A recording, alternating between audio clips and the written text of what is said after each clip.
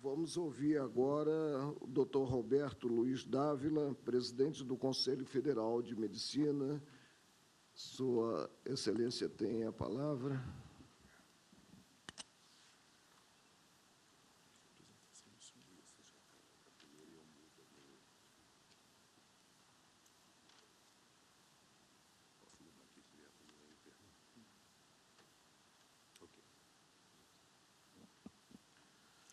Bom dia a todos, excelentíssimo senhor ministro Marco Aurélio Mello e presidente desta audiência pública, demais autoridades presentes.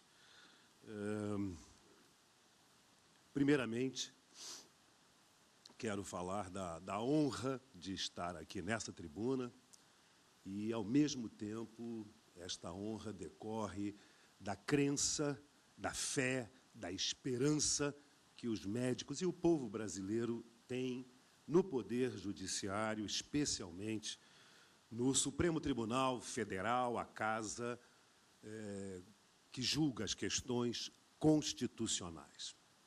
E o Conselho Federal de Medicina tem se posicionado claramente ao longo de toda a implantação desse programa Mais Médicos, de maneira muito crítica, de maneira muito dura até em alguns momentos, porque acreditamos que este programa está eivado de equívocos. E são sobre esses equívocos que, o tempo permitindo, vamos falar. Em primeiro lugar, lembrar que o Conselho Federal de Medicina e os Conselhos Regionais de Medicina são um braço do Estado. Nós não somos, com todo o respeito que eu tenho pelo doutor Florentino, presidente da Associação Médica Brasileira, e pelo doutor Geraldo Ferreira, presidente da Federação Nacional dos Médicos, nós não somos a associação de médicos. Nós não somos um sindicato médico.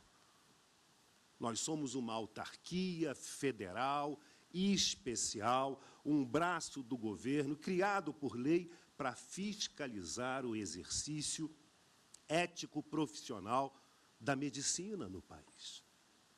E nós cumprimos o nosso papel que a lei nos outorgou.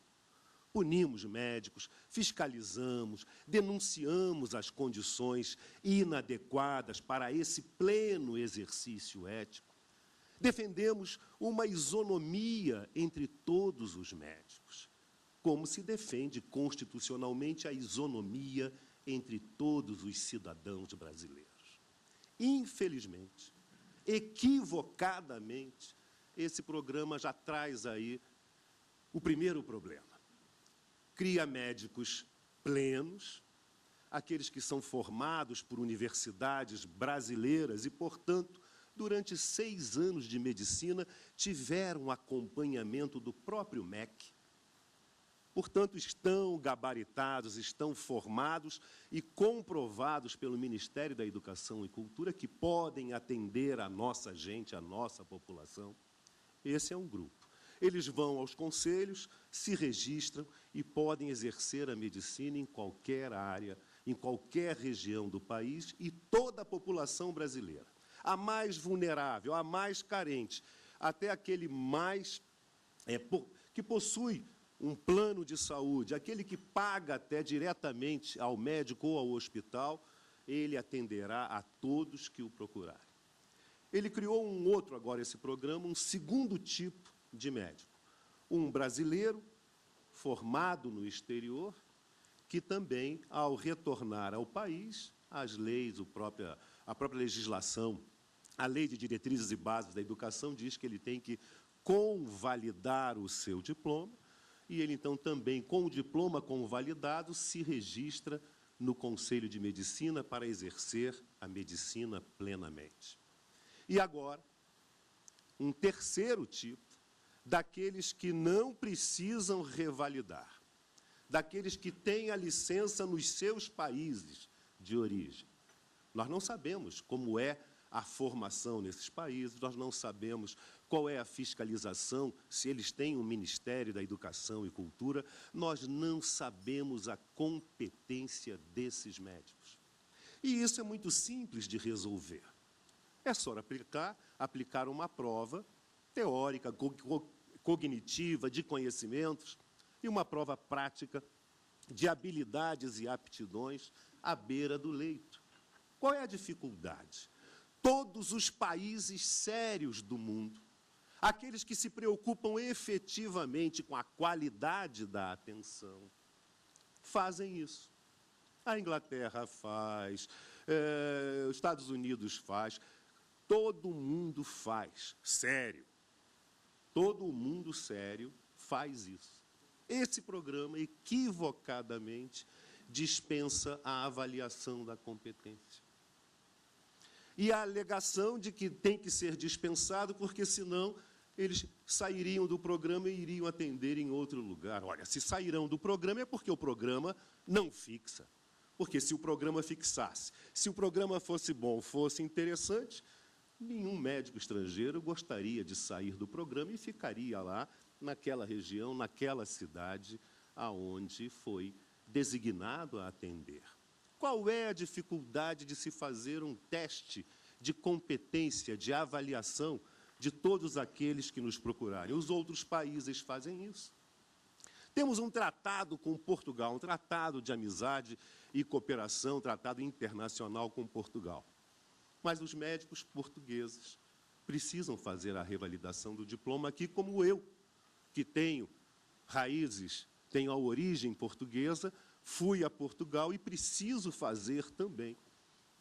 Mesmo sendo um professor já aposentado da Universidade Federal de Santa Catarina, um médico aposentado do Ministério da Saúde, depois de mais de 35 anos de atuação, preciso fazer uma avaliação em Portugal para ser clínico geral. Porque, para ser cardiologista em Portugal, eu teria que fazer ainda mais outras provas e mais anos de formação, porque a formação de um cardiologista no Brasil é diferente da comunidade europeia. O mundo funciona assim, porque os países querem saber quem são esses médicos que vão tocar no seu povo. E aí criamos já, além dessa falta de isonomia entre médicos, porque eu não sei se eles são médicos. O diploma não tem uma tradução juramentada. Não há avaliação da competência. Dizem que são médicos. E, por isso, o Conselho Federal foi ao Judiciário pedir para não registrar esses médicos como os médicos brasileiros, como todos os médicos estrangeiros que fazem o revalida. E a Justiça disse que não, que deveríamos registrar, porque era uma medida provisória, e como ela estava em vigor, nós teríamos que obedecer. E assim fizemos. 2 presidentes de Conselho de Medicina, Minas Gerais e Paraná, renunciaram aos seus cargos para não registrarem médicos que não se sabiam com certeza se eram médicos. Então, era muito natural que passássemos para o Ministério da Saúde, o autor desse programa, o registro desses médicos e arcassem com a responsabilidade, com todas as consequências. E isso está ocorrendo. E aí temos pelo menos duas castas de médicos, uma divisão. Para as pessoas simples e carentes, médicos sem revalidação, sem CRM, apenas a inscrição no Ministério da Saúde. Para a elite, para aqueles que podem pagar plano de saúde, para aqueles que podem pagar diretamente ao hospital ou ao médico, esses são médicos com CRM. Se não são gabaritados os que têm CRM, denuncie. O Conselho Regional e o Conselho Federal estão aí para punir, e quero informar, porque é pública essa audiência, que o Conselho Federal de Medicina caça 2 médicos por mês.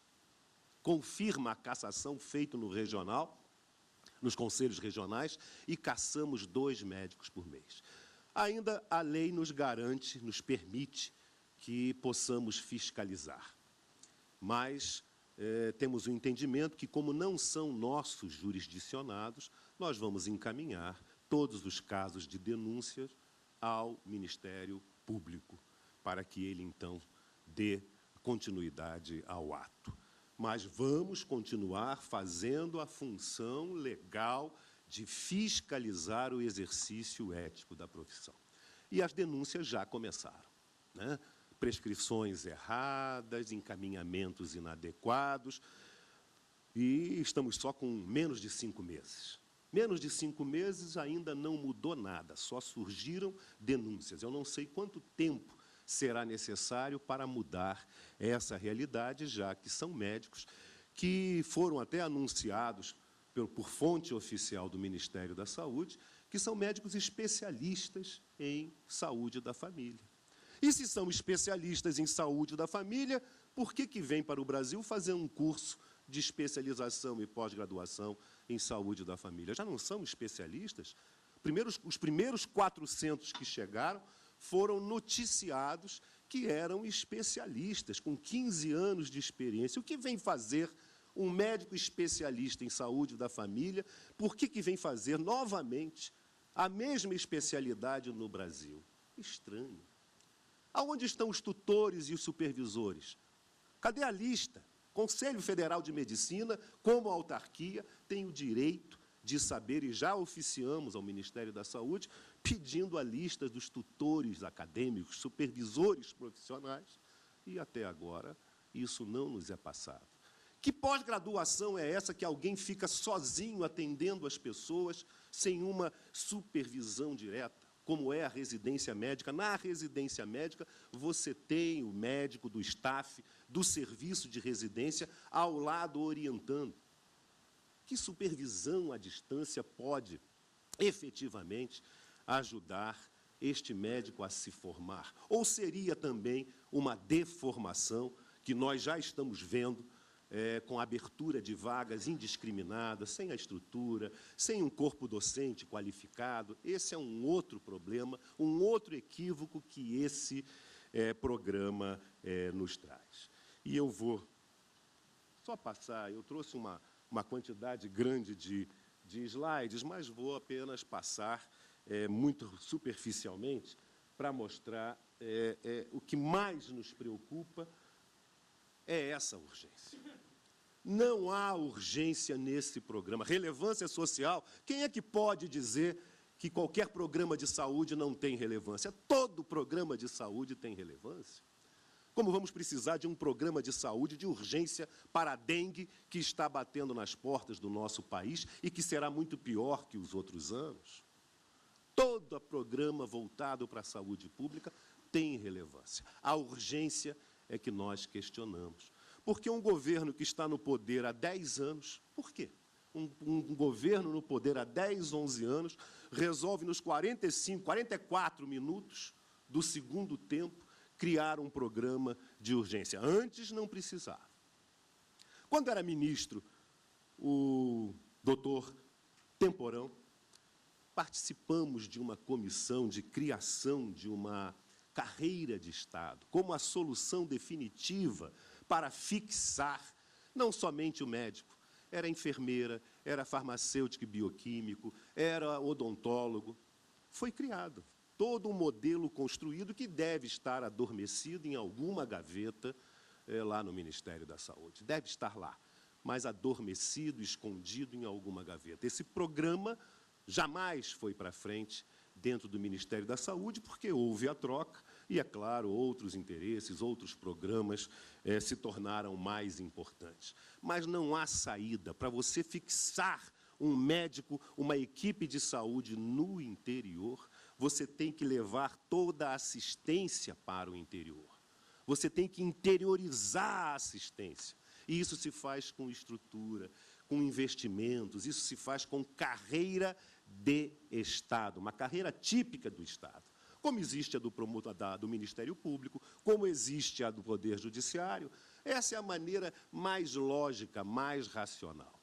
Aonde há urgência e não há nenhuma medida efetiva para resolver, são esses lugares no Brasil inteiro. As urgências e emergências sem condições. E os médicos que trabalham aí, senhor presidente, nunca chegaram, nunca foram recebidos com banda de música, foguetes, nem tapete vermelho. Esses que estão ali são os verdadeiros heróis, porque trabalham em condições subhumanas, são mal remunerados, não têm carreira, fazem plantões de 24, às vezes dobram 48 horas, porque não há gestão competente, não há investimento, não há nada. Em cima de maca, em cima de balcão, sem pia. Eu não trouxe os piores, eu trouxe aqueles que eu poderia, honradamente, respeitando esta casa, mostrar sem chocar a plateia. Mas são casos terríveis, de descaso, de abandono. E os médicos são tratados assim, ficam reféns dos prefeitos. Mais um equívoco. Médicos estão sendo demitidos das prefeituras para desonerar a folha do senhor prefeito e receber bolsistas. Eu não posso admitir que alguém diga que esses médicos estrangeiros só irão para onde? Para os lugares aonde os médicos brasileiros não querem ir. Como médico há quase 40 anos, foi a campanha mais sórdida, foi a campanha pior, a desqualificação pior que os médicos brasileiros já sofreram. Para justificar a vinda de estrangeiros, se vendeu a ideia de que médico brasileiro é mercenário, não quer ir para o interior, não gosta das pessoas pobres. Mentira, deslavada mentira, ofensa pública dessa categoria que tem se desdobrado, que tem trabalhado no SUS, que nós ajudamos a construir. Não foi quem chegou agora, que tem calça curta, que pensa que está construindo o SUS. A minha geração construiu esse SUS, que não vai para frente por falta de infraestrutura, por falta de investimento, dinheiro que deixou de ser gasto ao longo dos 10 anos, últimos 10 anos, um orçamento inteiro do Ministério da Saúde, um pouco mais de 90 bilhões, deixaram de ser gastos. 17 bilhões deixaram de ser gastos no ano passado, em 2012. E buscam uma nova forma de financiamento, uma nova fonte de financiamento. Dinheiro é pouco, mas se fosse bem gerenciado, daria para se fazer muito mais coisas. Os médicos brasileiros querem ir para o interior. Os médicos brasileiros querem trabalhar no SUS, mas eles, além de querer que a população seja respeitada, os médicos brasileiros querem respeito. Não é com bolsa. Não é com bolsa sem férias, sem 13º. Não é uma falsa forma de especialização travestida de trabalho. É um trabalho. Os médicos brasileiros querem respeito, querem uma carreira de Estado. Querem férias, querem 13º, querem condições ideais para trabalhar. Bolsa, já passamos dessa fase de residentes, já recebemos as nossas bolsas. Os médicos não estão indo para o interior, para as áreas remotas, não. Florianópolis, a minha cidade, um dos estados mais ricos do país, um dos melhores IDHs, Índice de Desenvolvimento Humano, uma das melhores expectativas de vida, uma das menores mortalidades infantis. O meu estado, os prefeitos se matricularam para receber médicos estrangeiros desse programa Mais Médicos. E temos lá agora Florianópolis, Blumenau, uma cidade riquíssima, Camboriú, cheia de argentinos. Qual é o problema dos argentinos? Nenhum. Aí vem o problema agora, sem a comprovação da sua competência, da sua qualidade. É isso que mais nos aborrece em toda essa história, mais nos entristece. Médicos sem qualificação comprovada. E isso poderia ser resolvido com o Revalida, que é um sistema, um exame que o próprio governo criou em 2011, 2010, aplicado em 2011, 2012 e agora este ano, que é em torno de 10% de aprovação. De cada 100 que fazem, apenas 10 passam, de cada 10 que fazem, apenas 1 passa. E não me venham falar que é um exame difícil, que é um exame para especialistas, é um exame para médico, que os nossos estudantes de medicina, como foi feito um teste na Universidade Federal do Rio Grande do Norte, no 5º ano, mais de 70% foi aprovado. Nossas escolas são boas. São boas. Nós fomos aprovados nessas escolas, somos bons médicos e queremos fazer o que todo mundo faz. Avalia a competência dos médicos que irão tocar nas pessoas. Não existe médico só de atenção básica, médico só de especialidade. O médico se forma numa visão completa, num todo, e depois ele se encaminha para a área que mais ele entende que pode ajudar as pessoas. Vejo que meu tempo se esgota, mas nós também estamos acreditando que é possível se trabalhar com qualidade, buscar a qualidade da atenção, a qualidade da formação dos médicos, a qualidade da gestão, mas não por medidas muito mais do que provisórias, medidas improvisadas, medidas que talvez, e aí eu apenas lanço no ar uma dúvida que eu tenho, talvez haja por trás dessa medida de urgência, onde nós não vemos urgência, muito mais interesse pessoal em 2014 do que um interesse propriamente na saúde do nosso povo. Muito obrigado, senhor ministro. Agradeço as palavras do Dr. Roberto Luiz Dávila.